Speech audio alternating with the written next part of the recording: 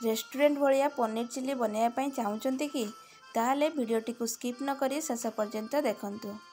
नमस्कार, मु तनुश्री आपण मानकु स्वागत करुच्ची मो यूट्यूब चैनल रोसईशाला को। एठी मु 200 ग्राम पनीर को काटिकी नहीं आपण आपण हिसाब से केते पनीर नेबे आ ताको केबली भाव में सेप देवाई चाहिए से भाव में दे नेबे। तापर मुझे लुण नहीं धनिया गुंड नहीं आ जीरा गुंड आ लंका गुंड नहीं आ अदा रसुण पेस्ट नहीं ताकू प्रथम आम भल भाव में मिसई नबा जो भाव में सबुतक पनीर रे भल भाव में मिसिकी लगिज मसला तक सब पनीर रे भल भाव में लगे नालापर से आम कॉर्नफ्लोर नहीं नवा कॉर्नफ्लोर को मध्य भल भाव में मिसई नवा। प्रथम आम ताकू मिसईबा जदि ता देहरे भल भाव में न लगे ताले अल्प अल्प टिके पानी देकी ताकू आम भल भाव में मिसई देबा। एकाथरे बेसी पानी देबानी पानिया हो अल्प अल्प पानी देकी ताकू आम भल भाव में मिसई नबा। तापर एपटे मु गोटे कड़े बसई कड़े तेल गरम होगा छाड़ी तेल पूरा गरम हो न अधा गरम हो से आम पनीर को पकई नबा ना पूरा गरम पनीर को पकईले पूरा संगे संगे टाण हो आमर पनीर टिके नरम रहा दरकार। तापर पनीर को दुई पट जाक भल भाव में लौटेकी ताकू आम छांकी नबा। बेसी समय छांकिया दरकार नहीं, अल्प समय हो एबे आम पनीर को यही भाव में पकड़ा भाव में खाई परिबा।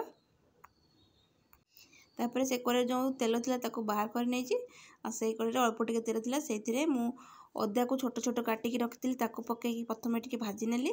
तापर से रसुण को छोट छोट काटी रखी ताकू पकईकी टिके भाजी नेली। तापर से आम एबे कैप्सिकम आ प्याज दुईटा जाक को पकई नबा।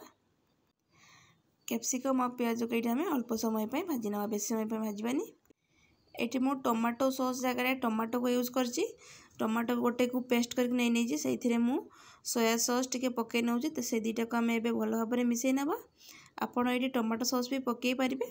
यदि टमाटो सॉस खाइबा चाहूना ताहले आपण एभली भाव में टमाटो को पेस्ट करके नहीं पारिबे।